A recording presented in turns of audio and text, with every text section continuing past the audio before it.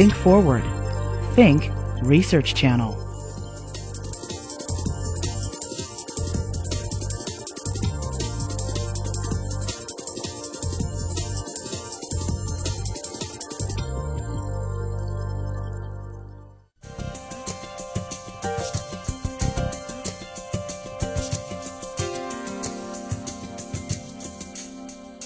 Good evening. I'm Patty Satalia with Penn State Public Broadcasting. Welcome to tonight's Common Ground Lobby Talk, Climate Change, Climate Justice, which is co-sponsored by Penn State's Rock Ethics Institute and Penn State's Research Unplugged series. We'll be examining the ethical, religious, and social justice implications of climate change. Our studio audience is invited to join the conversation with questions and comments. And I'd like to begin by finding out what brought you here tonight, what motivated you to come out into the rain. What were you hoping to hear and learn? I'm concerned about the fact that I'm spending more and more money bringing heat into my house and gas into my car, and I don't know what's happening with the fuel situation and where it's going into the atmosphere. There's much public debate about the science. I happen to already have a view about the science. I'm persuaded, but I think we've had far less conversation about the ethical implications of this, who's going to be harmed, and what the obligations are of those who have contributed to that harm. I'm hoping to find out tonight whether there's any hope for my grandchildren and their children in time to come. I hope you have some answers. Now I'd like you to meet our panelists. Dr. Richard Alley is an Evan Pugh Professor of Geosciences and Associate of Penn State's Earth and Environmental Systems Institute, one of the world's leading climate researchers. He has served on a variety of advisory panels and steering committees, including chairing the National Research Council's panel on abrupt climate change. He has provided requested advice to numerous government officials in multiple administrations, including a U.S. Vice President, the President's Science Advisor, and committees and individual members of the U.S. Senate and the House of Representatives. Dr. Nancy Tuana is director of Penn State's Rock Ethics Institute and the DuPont Class of 1949 Professor of Ethics. She is also the co-founder of the collaborative program on the ethical dimensions of climate change and one of the lead authors of the white paper on the ethical dimensions of climate change, which was released at the 2006 United Nations Convention on Climate Change. Jeff Schmid is director of Sierra Club Pennsylvania chapter. He opened Sierra Club's Harrisburg office in 1983, making him the first full-time environmental lobbyist in Pennsylvania.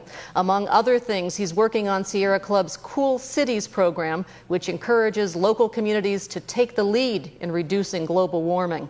Robert McKinstry is the Goddard Chair in Forestry and Environmental Resources Conservation in Penn State School of Forest Resources and an adjunct professor in the university's Dickinson School of Law. He is also a partner on leave from Ballard, Spar, Andrews, and Ingersoll in Philadelphia, where he was the co-founder and co-partner in charge of the firm's 24-lawyer environmental practice group. He was the counsel of record for a group of 18 leading climate change scientists who sued the EPA for its refusal to regulate carbon dioxide and greenhouse gas emissions from motor vehicles as required by the Clean Air Act, and prevailed in the April 2nd landmark case, Massachusetts versus EPA. Joy Berge is Global Warming Outreach Coordinator for Penn Future and Project Director with the Pennsylvania Interfaith Climate Change Campaign. She works with private citizens, community groups, houses of worship, municipalities, and legislators on issues related to global warming. Thank you all so much for joining us. Before we really delve into the ethical dimensions of climate change, let's take a look at what is now widely accepted by the scientific community and by a growing number of policymakers about climate change. The best science now shows that human activities are changing the composition of the air, which is changing temperature, storms, sea level, and other things. The changes so far have been small, and whether the coming changes will be much bigger depends on decisions that we will make.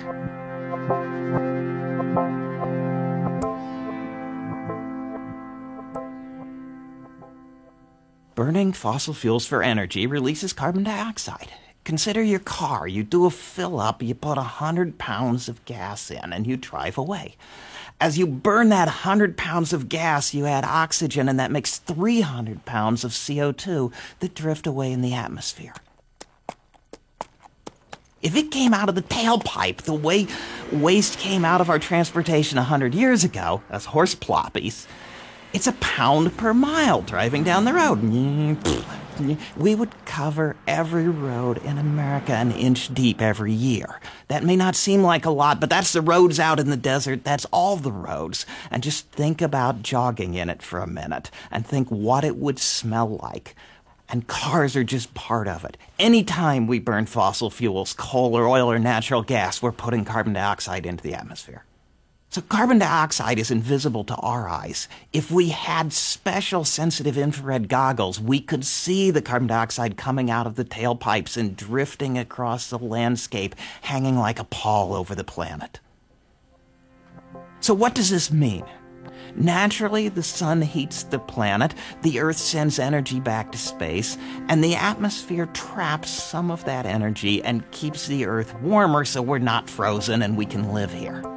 As we add carbon dioxide to the atmosphere by burning fossil fuels, more of the sun's energy that the Earth is sending back to space is trapped by the atmosphere, and that makes us warmer still.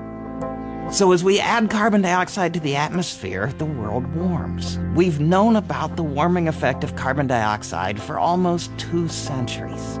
As we burn gas and oil and other fossil fuels and add carbon dioxide to the atmosphere, we expect the world to warm.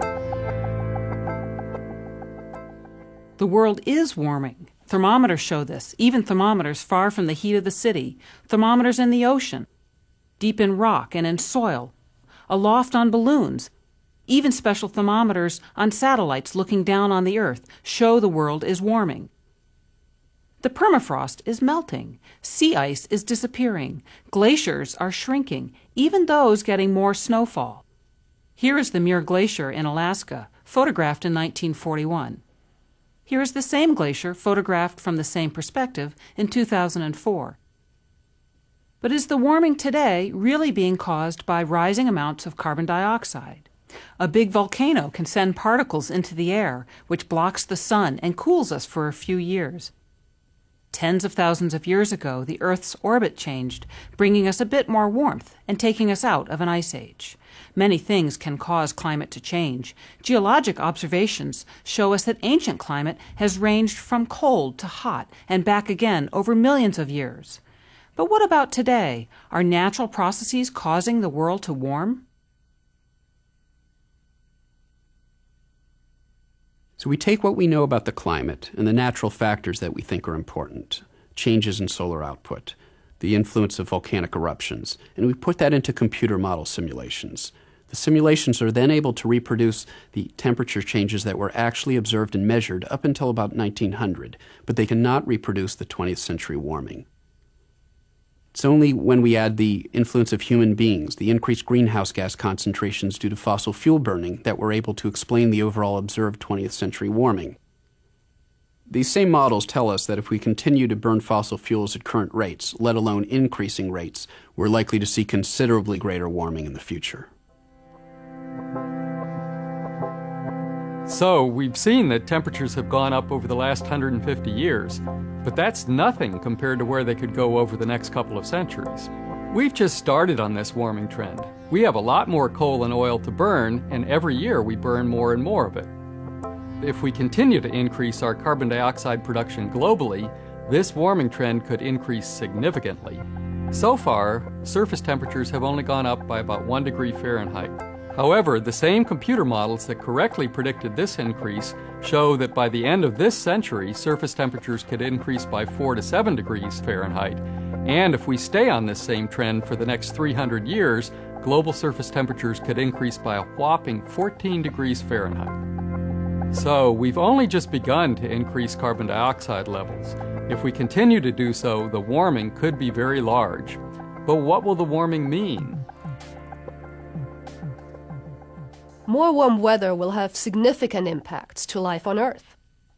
As glaciers melt and the ocean water warms and expands, sea levels will rise. For instance, with a 5-meter rise in sea level, almost 1/5 of the state of Florida may be covered with water. Almost 1/4 of the state of Louisiana will be affected, And let's say 1/3 of a low-lying country like Bangladesh will be affected.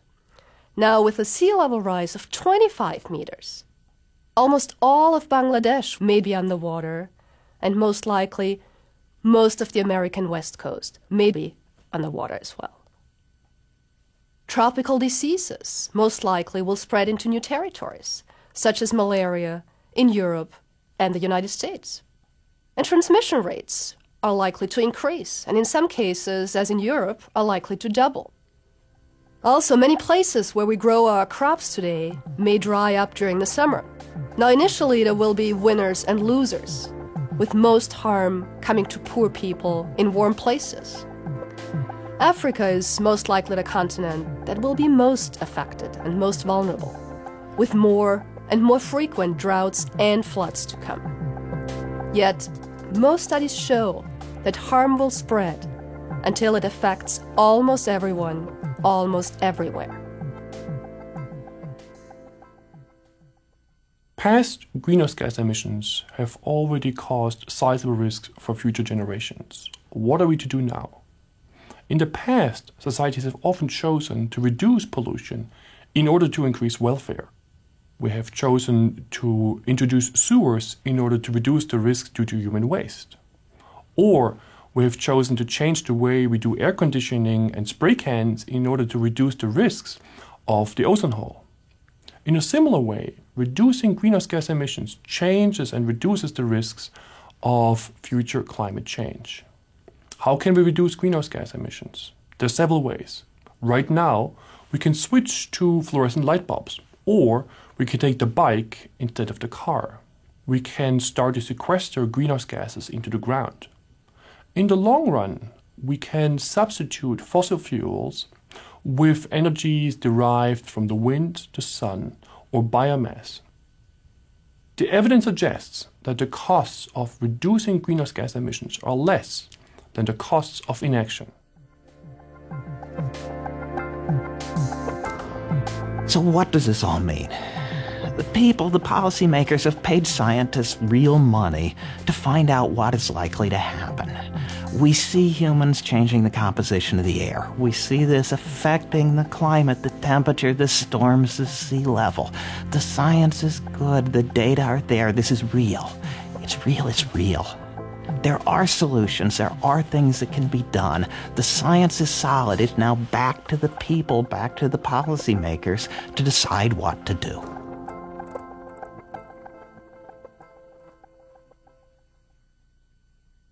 The scientific evidence clearly demonstrates that a continuation of business-as-usual greenhouse gas emissions will lead to significant changes in our climate, increasing risks to human welfare and to ecosystems.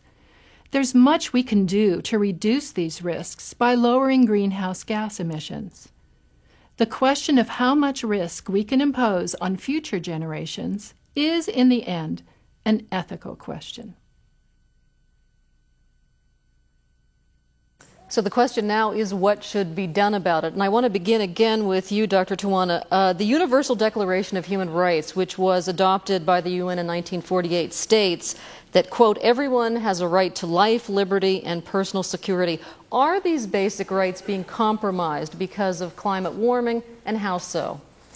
These are the rights that are at risk with climate change. And this is the reason why we believe that it's crucial to put ethics at the table as we're beginning to discuss these issues. The IPCC, the Intergovernmental Panel on Climate Change, has done an incredibly good job of bringing together our top scientists, our top economists, our top social scientists to think about what is the science. But we also need to have ethicists at the table, people who are attentive to the ways in which climate change may have a differential impact on people from different countries, on how climate change could really have an impact on ecosystems. The United States comprises 5% of the world population and contributes 22% of global emissions. With that in mind, what would be our fair share of addressing this problem, and how do you sort that out ethically? Developed countries have had more of an influence on climate change. we also need to take a lead on what the solutions will be. Not only the solutions to climate change, but our actions in the past, sometimes actions we didn't realize would have negative impacts, have had and will have negative impacts. We have to think about our ethical responsibility to mitigating the damages and responding to the damages that will be caused by our actions. Okay, Jeff Schmidt, you say that the good news is that the tools today, we have the tools today to reduce global warming. Of course, if we have the tools and we don't use them, that certainly is an ethical problem right there in itself. In the absence of federal leadership, what can we do? Well, first of all, many of us can take personal actions in our personal lives to reduce our impacts on global warming emissions. And it was mentioned changing your light bulbs to fluorescence and riding the bike, taking public transportation. Probably the biggest single thing we could do in the short term on a large scale is to require improved fuel efficiency, but that would require an act of Congress. Again, with the lack of federal leadership, we do have things we can do at the local level, in our local communities, and at the state level where there's more progressive political leadership. Sierra Club and other groups are working on a campaign that we call our Cool Cities campaign, which is designed to convince local government leaders that they can make a change locally by starting to evaluate their uses of energy, the way they operate their city fleets, and a number of communities across the country and here in Pennsylvania have agreed to start doing this. There's the United States Mayor's Agreement on Climate Change with a goal of reducing global warming gases by 7% by 2012 from 1990 levels, and we have over 400 mayors across the country that have agreed to implement changes to meet those goals, and they've signed the agreement. In Pennsylvania, the cities of Philadelphia, Pittsburgh, Allentown, Bethlehem, Easton, most recently York, Erie, have all signed these agreements, and the challenge now is for them to implement them. Things that they can do at that level include things like looking at how their buildings are constructed and use energy-efficient building designs, reevaluating the existing buildings and retrofitting them to reduce energy use.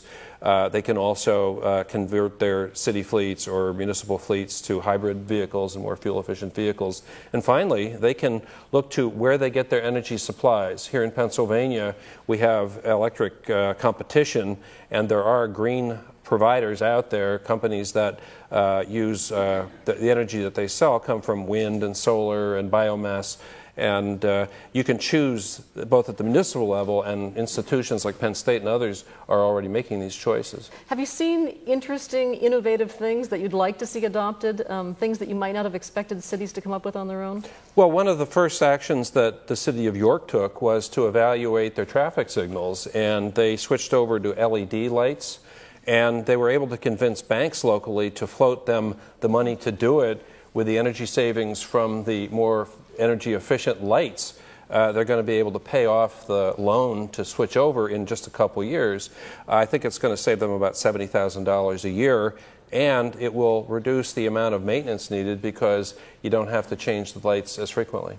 From a legal vantage point, what power do states and local governments and private organizations have to address this issue? Well, actually they have an enormous amount of power, and we're going to need the involvement of state, local government, and private organizations in order to solve this problem.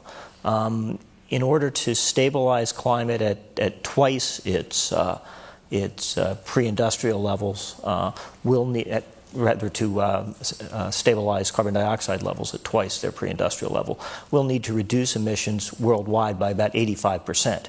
And given the United States' contribution to that, we'll need to reduce even more in the United States. Now, the good news is that state, local governments, and a lot of the more responsible, large multinational corporations are doing quite a bit to reduce their greenhouse gas emissions.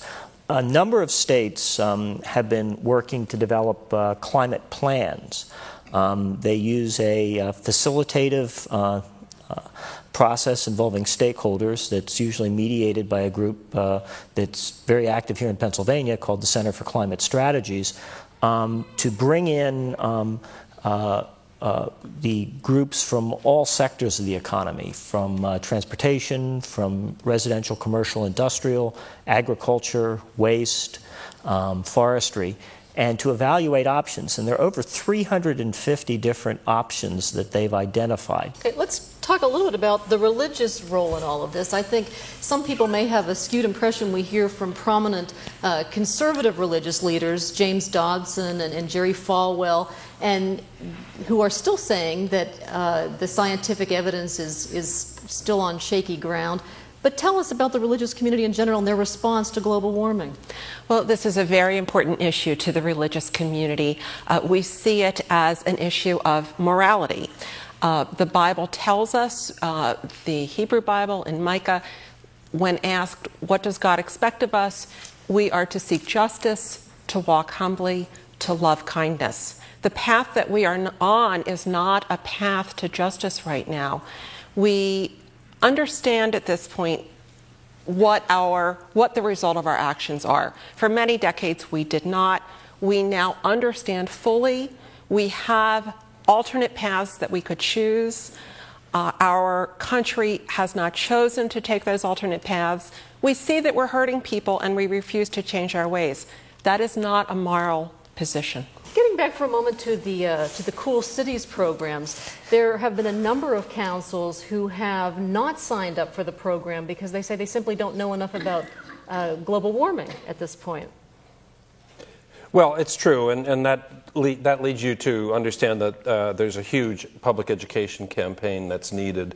The danger is that you overwhelm people with facts and they get scared and they're overwhelmed and they feel frozen in inaction.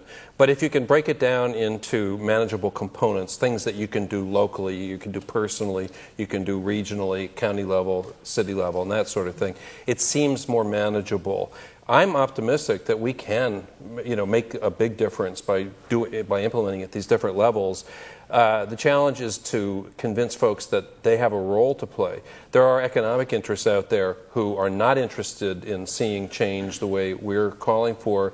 They are interested in the status quo, and they are powerful, whether it's in the political arena in Harrisburg or in other places. So we have to educate our leaders and let them know that citizens expect this, expect change, expect action, and elect the people that will make action. Talk, if you would, Joy, a little bit about mobilizing the religious community, because again, I do think there is this perception. You've got the religious right with Senator Jim Inhofe of Oklahoma saying that global warming is one of the biggest hoaxes perpetuated on the American public. But you are out there talking and engaging community groups and church groups all over the state. Absolutely. I work with hundreds of congregations, religious leaders, senior leaders at the bishop level who have been working on this. You mentioned before that, for example, James Dobson is still attacking anyone who suggests that this is an issue that needs attention. Well, he's in an increasingly small corner with his ilk. The Christian evangelical community has come out increasingly strongly on this issue in the last year and a half. Reverend Richard Cizik of the National Association of Evangelicals has been an eloquent and wonderful leader on this. The evangelicals see this as an issue of morality because, as we're already seeing, global warming will hurt first and foremost the poor around the world. Those who are least able to defend themselves, those least able to get out of harm's way. And the evangelical community, which is large and powerful politically in this country, says that we are called by God to protect the poor. Therefore, we must address global warming in a meaningful way. She's really talking about the winners and losers. Dr. Alley, what is the correlation between warming and disease? Yeah. There certainly are some diseases that are limited by the mosquito freezing to death in the winter. And so if you count on freezing to death in the winter to protect you from disease and you don't freeze in the winter, the disease can spread. That doesn't mean it will get you. If you have screens, if you have bug dope on, maybe it doesn't get you. But it makes it possible. It makes it something to worry about. And typically, it makes it really hard for poor people who don't have screens and bug dope. Dr. Tuwana, talk a little bit about the intergenerational justice component of all of this. We've just begun, as we saw in that video, we've just begun to raise CO2 levels, and if we continue at this pace, certainly the changes will be bigger and greater. As one of the scientists, and I believe it was Dr. Alley, pay now or pay more later seems to be part of the equation. We have just begun to change the temperature. At this point, for me, I won't see that many changes, but my children and my children's children will really be living in a world that is phenomenally different if we continue as we're doing today. So I think that as we talk to people about the ways in which this is an ethical issue, we have to look more broadly than simply how it might impact current lives. We have to look at the future. I mean, a good way to think about it is in one of our Native American traditions, do nothing today without thinking about its impact 7 generations from now. And not only on human populations, but also animal species. We can have profound impacts, particularly if Richard is right about abrupt climate change. In fact, you've said that climate change was abrupt in the past, and there's no reason to believe that it won't be abrupt in the future. Yeah, I think that it's very important when we look at our forecasts of the future, there is a central estimate. This is what we're facing, and that's what you saw in the video. And there's uncertainty on that, and this is real. This is science. There is uncertainty, and it could be better than that, and it could be worse. But what keeps coming out of our studies is that there's a lot more room on the bad side. I think the world is looking for leadership from the United States, and maybe this is something you can address. You know, nations are unlikely to agree to a global solution unless it's perceived as just. That's correct, and the United States is the elephant of climate change. We emit a grossly disproportionate percentage of global emissions. We'll also be the best able to adapt. The people in Bangladesh, the 200 million people who are going to be displaced, won't be able to adapt as readily. Where will they go? And in fact, there may be some benefits to some regions of the United States, and so that begs the question, how do you establish policy? Right. The United States traditionally has been a leader internationally in environmental matters. It was a leader in climate change, up to and including the negotiation of the Framework Convention on Climate Change, which was signed by the first President Bush. There was a change in policy, particularly with the current administration. And the current administration in Massachusetts versus EPA in the issue went out of its way to come up with a justification for not taking any action to address climate change. And frankly, why they did that is baffling, particularly given what the states have been doing. And the states in the United States have a lot of the traditionally progressive states and some very conservative states like South Carolina have decided that they want to reassert the United States leadership and are showing that it can be done. All right. My guess is there are some questions percolating in the audience, and please just raise a hand, and one of our audio people will be by with a microphone. Until they get there, though, I'm curious to know a little bit more about Massachusetts versus EPA. What does it mean that you prevailed in that April 2nd? Well, there's a narrow meaning and a much wider meaning.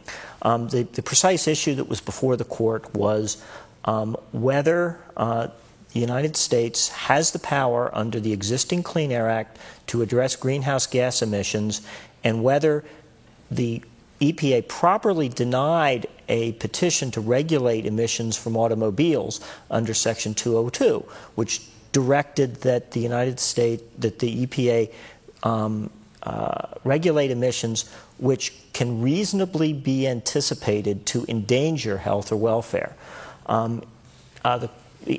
Prior to the Bush administration, the current Bush administration, EPA had always interpreted the Clean Air Act to apply to greenhouse gas emissions, and it was always anticipated in signing international agreements like the Framework Convention that would be the tool that would be used. There was a flip-flop on that, and the court properly rejected that flip-flop, which was contrary to the clear words of the statute. What will it mean, though, to people in Massachusetts? What it will mean is that, first of all, immediately EPA has to go back and reconsider whether it will adopt regulations on emissions from automobiles. And it can still refuse to do that. The science wouldn't support it. I think eventually that will occur, because it will have to occur, whether it's under this administration or a future administration. It also means, given the standards elsewhere in the Clean Air Act, that the Clean Air Act should apply across the economy.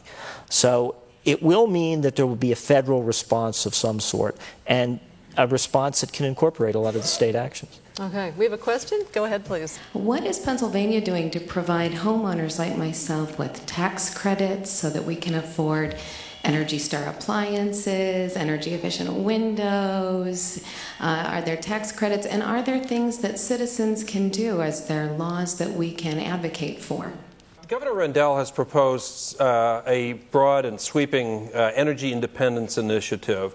One of the components of it has to do with providing incentives for individuals, people who have homes and small businesses, to take advantage of rebates for trading in an old clunky air conditioner or refrigerator and buying an Energy Star rated replacement. And this is $100. If it's passed by the General Assembly, you'd get $100 for trading in your old clunkers there for appliances like that. A more exciting and even bigger and exciting proposal that the governor has put forward is to provide incentives for people to install solar energy generating equipment on their homes, photovoltaic generating, electricity generating facilities. The proposal would be to pay for up to half the cost of an installation of a solar array on a home or small business. And because those are significant costs up front, paying 50% of it could mean that you could get perhaps up to $15,000 towards the cost of installation. And that could dramatically reduce your energy bills each year, saving energy, generating it locally. Joy? I just want to add to what Jeff said that indeed Governor Rendell and Secretary of Environmental Protection Kathleen McGinty in Harrisburg have put forth these very good, very helpful proposals about energy efficiency and solar power, but they're not law yet. They're not law until the legislature passes them in Harrisburg. So please contact your state senators, your state representatives, and tell them we want this law in Pennsylvania. Go ahead, please. What's the comparable set of changes that need to happen in the business community to the changes that we are being asked to make as individuals? Do you have a taker for that question? Well, I think because energy prices are escalating, there are built-in incentives for businesses to start to take advantage of energy savings devices and installing more energy efficient technologies. Just by making the right decisions, they can save themselves money, and it ends up helping us with global warming. But as far as requiring reductions in energy use, that hasn't been put forward yet. It's basically creating mechanisms for businesses and individuals to take advantage of it. Time of day pricing for energy is another way you can eliminate the need for larger, newer power plants by using energy during the evening and off-peak hours. And companies are being encouraged to sign agreements that if we get close to a blackout situation, they will shut down their energy use to help to prevent these spikes in energy that cause the blackouts. And the reason we build new power plants is because we start to run out of capacity with power generation. We're going to take a question over here in just a moment, but I wanted to say one thing to Joy, and that is that Pennsylvania emits more global warming pollution than 105 developing countries combined. So that's an astonishing contribution. Yes, astonishing and horrifying, I think.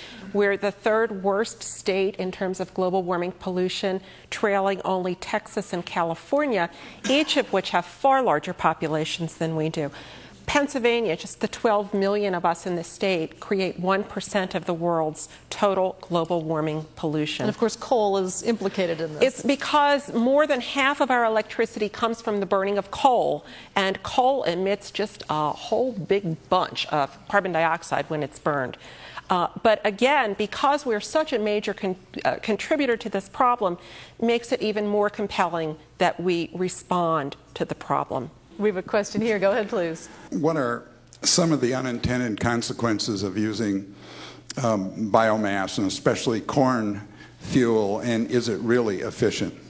We spend so much energy growing corn that while it does appear that you get more energy back than you put in, it's not by a lot. A gallon of gas from corn, you spent 3/4, 8/10 of a gallon of gas to get it. I think most people who are looking at that think that long-term turning food into fuel is probably not the way to go, because eventually there will be hungry people somewhere. But if you're building a plant to turn corn into fuel and you figure out how to turn corn cobs into fuel, suddenly you can use the plant. And there are many people at Penn State, people elsewhere, working very hard on this. How do you turn cellulose? How do you turn other things that we wouldn't eat into fuel? And I think there's optimism on that. I really think the people in that say that we're not there this year, we're not there yet next year, but that we will get there. We will figure out how to use the waste for fuel rather than using the food. But we have to do it in a very careful way, because one of the things that are being suggested is, well, if we can turn the waste into fuel, we could make it more efficient by growing corn that has more of the waste.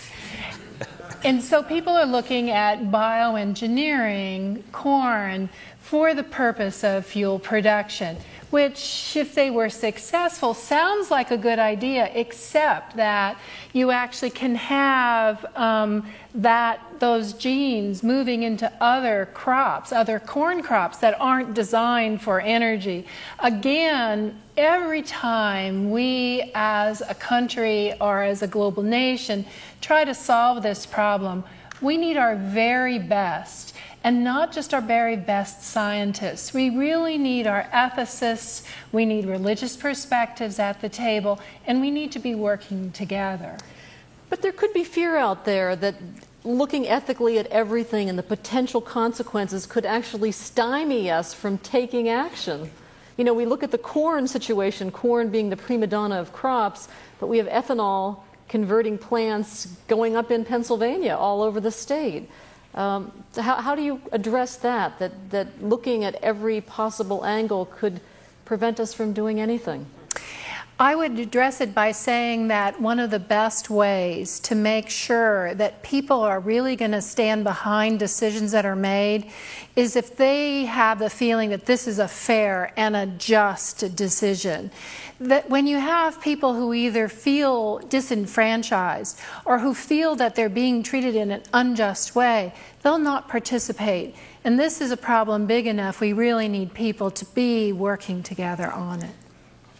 A lot of the controversy over biomass-based fuels is really based on, I think, misperceptions. And some of those misperceptions are perpetrated by the fact that we aren't involving people in the decision-making. In fact, if you look at what people mean when they say biomass, they don't mean corn to ethanol.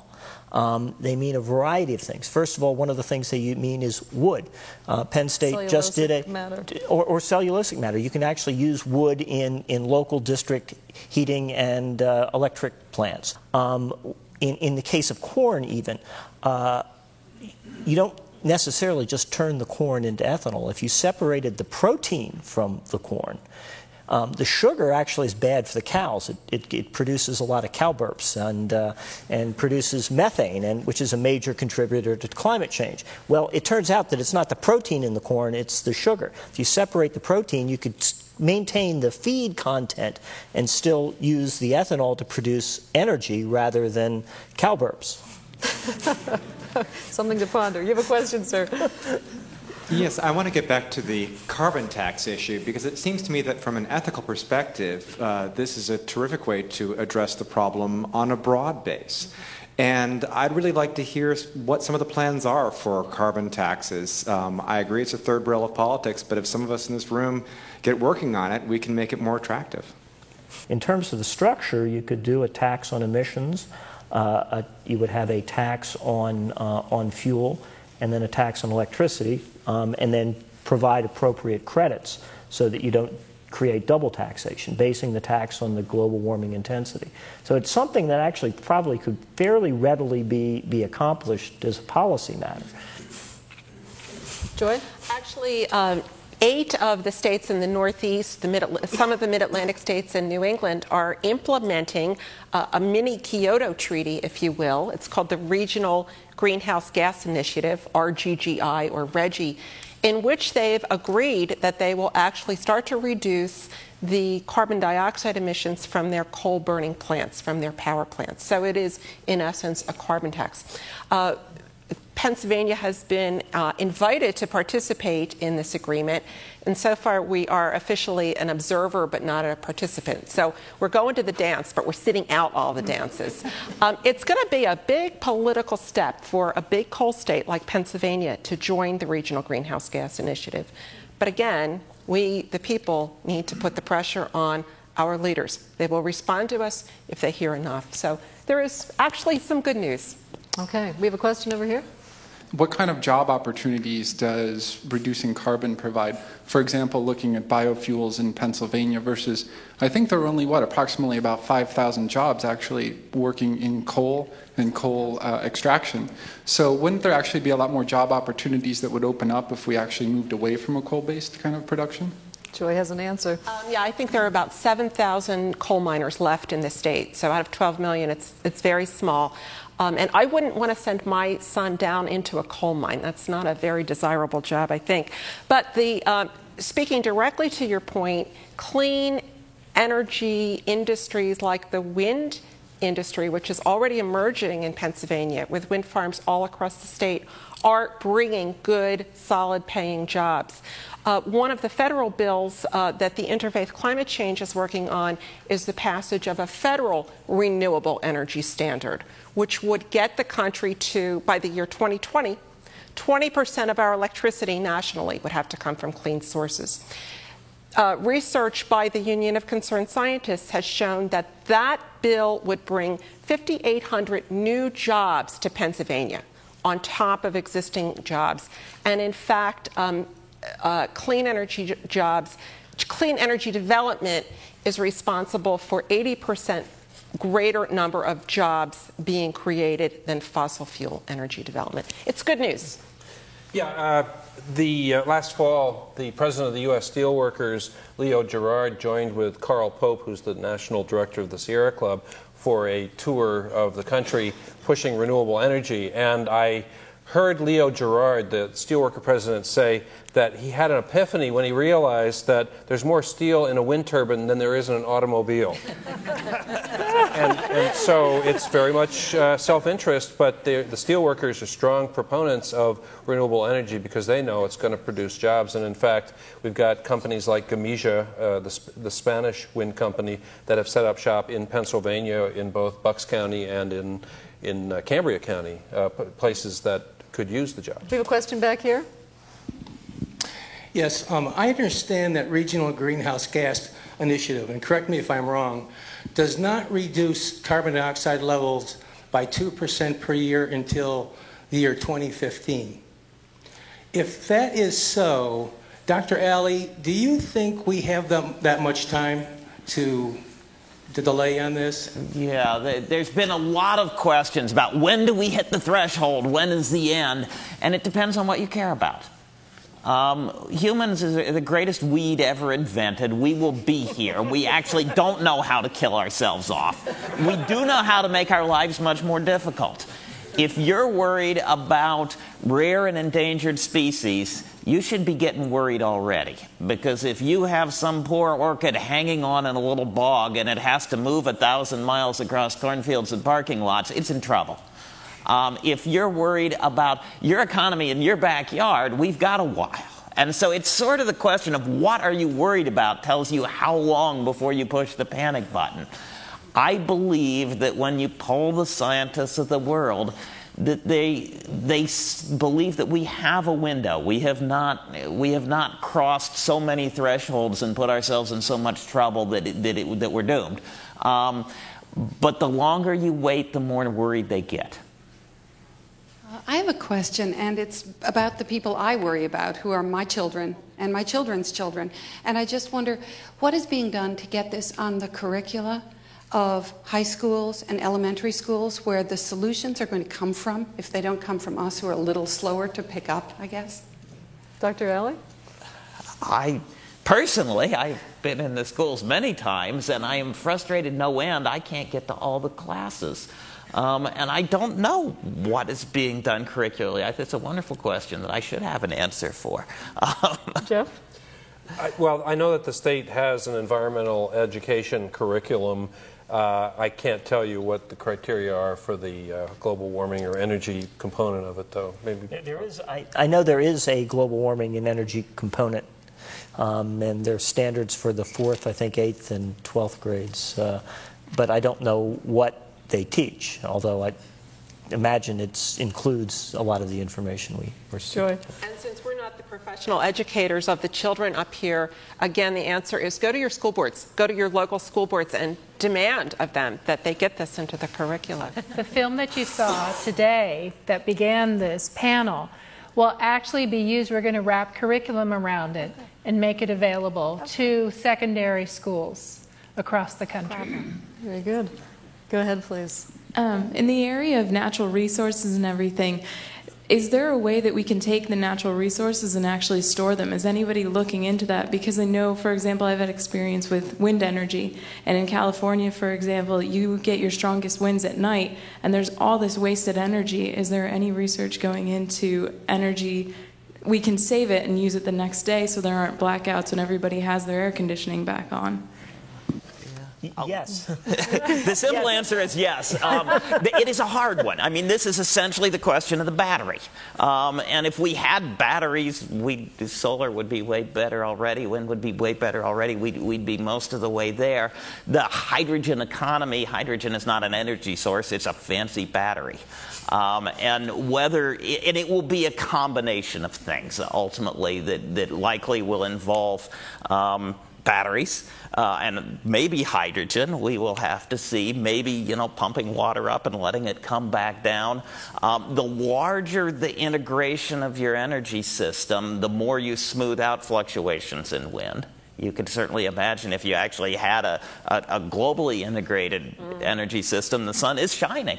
And so there's local has much more, if you're doing your house on solar and the cloud goes over, you're off. But if you're talking to the grid and bringing it back, now somebody else has sun while you're in cloud. And so there's a lot of work going on this. There will not be a silver bullet, but there will be many. There's some really neat things being done looking at distributed energy across the grid, because rather than the big power plant, we're looking at having a whole lot of little power plants, solar and so forth. But one of the things that people are looking at is the idea, for example, ideas like plugging in your hybrid so that the battery charges up when there's wind or when there's sun, and then it discharges in the late afternoon when we all turn on air conditioners. I don't mean to rain on the party, but I have a little concern, which is that we talk about these individual measures that we can each undertake. In fact, that's one of the sort of closing themes of the Gore movie too. And I have a little concern that this may actually diffuse public motivation and action to get the major actors to do something to help solve the problem. So I'm concerned that manufacturers will still continue to build SUVs that have poorer mileage per gallon than cars we were building 50 years ago. So my question is, do we really have to sort of should we maintain the focus also on some of these major issues, building better public transportation infrastructures, improving efficiency of vehicles? And if we want to do that, are we going to have to talk in terms not just of ethics, but also of overall economic efficiency when we address corporate sector? Yeah, let me start, and I think several of us would like to try that one, but there have been environmental issues that clearly can be solved by individuals. We do not have a federal police person around the corner at the men's room to make sure that you wash your hands when you come out. We can take care of that one on our own. There clearly are environmental issues that have been solved by our institutions. We did not have to fundamentally get rid of our refrigerators to handle the chlorofluorocarbons, which are going to fix the ozone hole as time passes. This one is sufficiently pervasive in the economy that it very clearly will take our institutions and our individuals. You wanted to add to that? Certainly, public transportation, control of sprawl, creation of walkable, bikeable communities are all types of measures that we have to implement. We also have to implement strict emissions controls. We have to have alternative sources of energy or non-carbon-based sources of energy. And we can't afford to abandon any CO2 saving measure. Even the LED lights, for instance, is just one element. And what you save is you save a megaton here, a kiloton there, and eventually it adds up. Dr. Alley, you've talked with congressmen and senators by invitation. Have you noticed a change in tone and tenor when it comes to starting to act on this? Yeah, it was fascinating. We were down. I came back from the United Nations Intergovernmental Panel on Climate Change. We were invited down to testify to a House committee. We briefed a Senate committee and another House committee. And not everyone, but many of them. We came in, we said, 5 years putting together this giant report on the science. Let me show you the science. They said, we knew that. Tell us what to do about it. And unfortunately, what I said is, well, I'm not the person to ask. These are the people to ask, and you are the people to ask. But there is a lot of acceptance is rising that, in fact, they did pay for the science. They got what they paid for. Congress, the Senate, they have jobs. They're actually very good at their jobs. And their jobs are to face reality, to deal with uncertainty, and to move forward. And they certainly never say, absolutely, positively, 100% prove to me that you know what the economy will be next year before I pass this budget. You've never heard that. They say, give us your best shot and we'll go with it. Okay? I personally believe that the scientific basis for our understanding of global warming is way better than the scientific basis for a whole lot of things that are past. And the sort of we don't know, we know it as well as most of the things you're dealing with. And I believe that they are actually coming to the same conclusion. Do you, Jeff? Well, I think they're slowly coming to the same conclusion, but there's a lot of politicians that are out there who would like to have a silver bullet, pass it, and then move on to the next issue. And as Bob said, it's going to be a variety of choices from column A and column B. One of the biggest things we could do is pass the requirements to develop more fuel-efficient automobiles. 40 miles per gallon is technologically achievable, and you can still have a variety of vehicles to choose from. But the automakers and other economic interests like the oil industry have opposed that. Things are changing now, and I think we're going to build some momentum for that. We can get that through. That deals with a significant component of it. It's a big one. But then we have to deal with stopping emissions from power plants. We have to cap the emissions and start bringing them down, and that's going to be more complicated unless we can get more of these renewable energy sources online. Okay, we're going to take two questions, one here, and then we're going to wrap things up. Go ahead, please. I wonder how you would address the relationship of our belief in growth, our certainty that that's the thing to do, with the reality of this being a finite planet with 6 billion people already and 3 more billion within, decades ahead. Joy? Well, I think we need to define what growth is. Quality of living. We want to constantly see the quality of living improved. not necessarily just the quantity of what we have. We can't all have more things all the time and get to 9 billion people and survive, at least not most of us. But we're in no way suggesting that the economy needs to shrink in order to address this problem. We've talked about ways in which economic growth will occur. Bringing more jobs to the state will reduce our global warming impact and improve the economics of the state. So I think unqualified growth, no, we can't do that anymore. But that's not what we're suggesting. We're suggesting ways in which the greater good is constantly increased. Anyone want to add to that? The other thing I would add is that there are a lot of people who are advocating sustainable development for all countries, so that as southern countries develop, assisting them in thinking about how their development can be sustainable and being very attentive to what you really need, but also then thinking about how we can make our living much more rich and much less carbon intensive at the same time. Okay, we have a question over here. This might sound a little contradictory, actually, but given that it's a large sector of how our country operates, is there anything being done to make the military more sustainable? Is there a green weapon?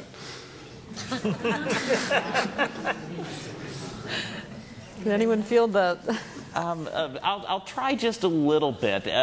We could wade into a quagmire of politics very quickly, but there are a lot of smart developments that are being done there. If you have the choice of sending a little drone with a camera to look versus sending a couple of people in a big, heavy plane to get shot down, which would you rather do?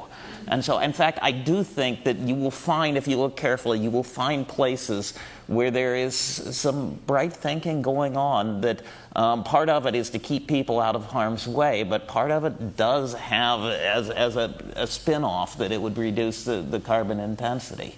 The difference between taking a very small exploding device and putting it exactly where you want to, and taking a huge number of very large exploding devices and taking down a city is real. All right, I think in some respects we're preaching to the choir with this particular audience, but with that said, I'd like to go around the horn here and end with Joy, who I hope will come up with something very inspirational for us. But what's the take-home message, Dr. Alley? The science is good. Listen to these people and start talking about what to do with it. Dr. Tuwana. What I would say is live and vote as if life depends on it. Jeff? I really echo the last comment and ask your candidates whether or not they are willing to take the lead on issues like this. Make sure that they address it. Don't just read what they say. Go out and ask them. I think that we can do a lot. There's hope. And that if we do the right thing, life will be better, but we need the political will to do it. Joy? I would challenge everybody to make one change in your own life this week. Buy another CFL to put in your house and make a call to a legislator or a school board member and tell them what you want them to do. All right, thank you all so much. Thanks to our studio audience and to our partners in this program. That's Penn State's Rock Ethics Institute and Penn State's Research Unplugged series. And of course, our panelists, Dr. Richard Alley, Penn State Evan Pugh Professor of Geosciences, Dr. Nancy Tuwana, Director of Penn State's Rock Ethics Institute, Jeff Schmidt, Director of Sierra Club Pennsylvania Chapter, Robert McKinstry, Penn State's Goddard Professor of Forestry and Environmental Resources Conservation, and Joy Berge with Penn Future and the Pennsylvania Interfaith Climate Change Campaign. And for all of us at Penn State Public Broadcasting, I'm Patty Satalia. Thanks for watching. Have a good night.